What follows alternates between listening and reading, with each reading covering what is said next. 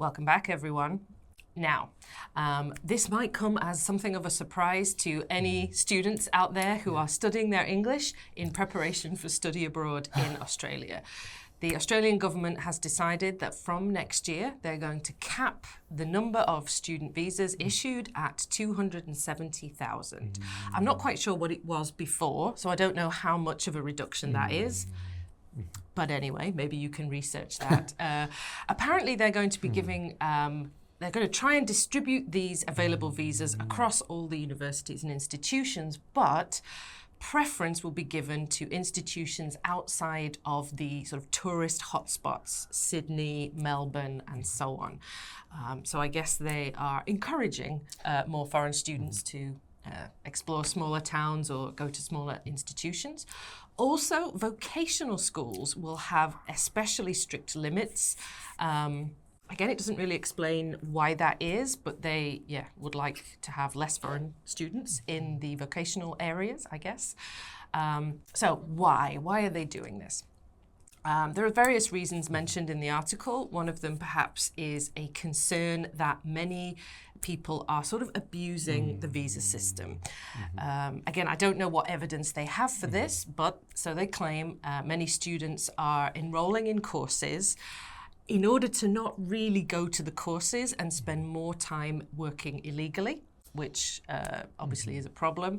Also, they worry about some bogus institutions trying to bring people in on supposed student visas, only then to either human traffic them or force them into labor or in other ways abuse them. That's obviously a pretty serious problem.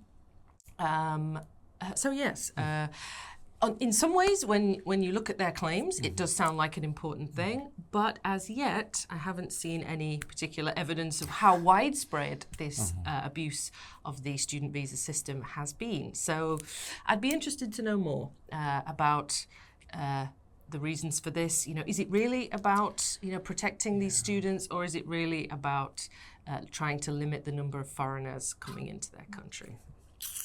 So that's the summary of the basics. So let's get into a few questions and gather some opinions.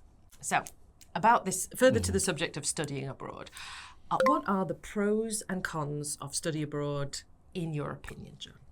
Oh, well, I kind of mentioned, I alluded to some pros before of studying in another country is going to give you a wide variety of experiences that you could never get in your own country, even if you go to that whatever town, like, go to Koreatown or Chinatown.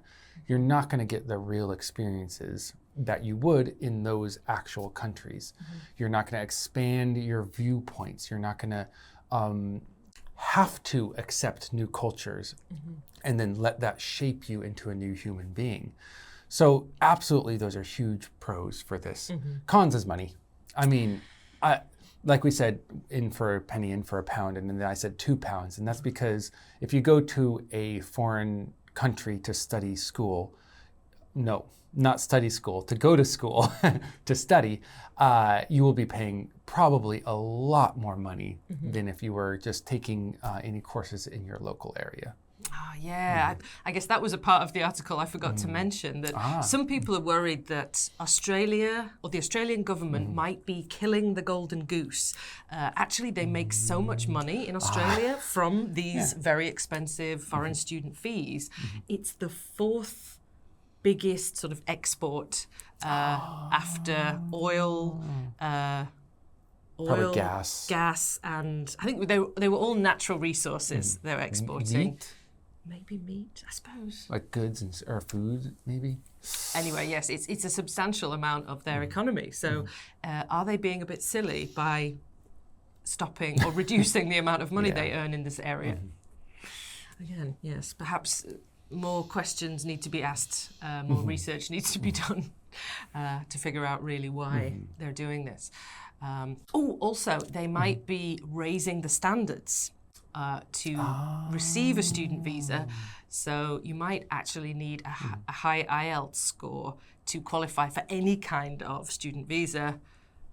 But we're here to help you. Come to Pagoda. We can help you with your IELTS study if you need that for your Australian student visa. Yeah. Shameless plug. Okay, so another question. In your opinion, what are the most desirable destinations for studying abroad? Well, I would say like you have two options usually. One is you have a particular subject you want to study and you find the best country to go for that, right?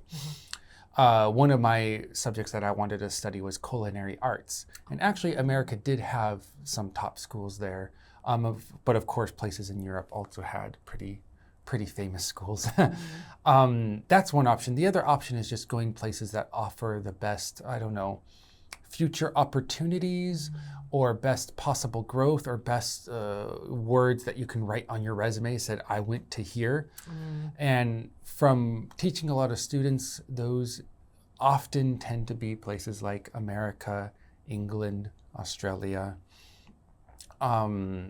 These days, maybe it's because I'm American, so I get more of those students, but it does seem like a lot of people are still going to America, but I'm seeing a shift to the UK. I've gotten a lot more like people trying to go to the UK, and maybe because maybe it's getting a bit cheaper. True, yes. It's never been cheaper. Not to say it's cheap, but it's cheaper Yeah. than it used to be, quite significantly. Yeah. And I think you're right, yeah. It depends on the subject. Yeah. If I was trying to study fashion, I would definitely go to Central St. Martin's or try to go to Central St. Martin's in London. Of course. It's the top fashion school. Everyone knows that. Yeah. But if I wanted to study business, I'd go to Harvard in the US. Anyway, so if you're interested in this topic, definitely do some more research on it to find out what the new limitations might be and how this might affect your future application. But don't worry too much. We're here to help you all the way. And come back and study English with us again in the next episode. Bye-bye.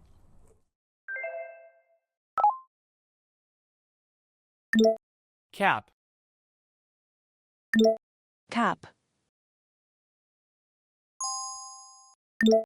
Allotment. Allotment. Vocational school.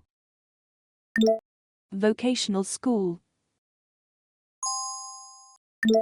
Fortnight. Fortnight. Bogus. Bogus.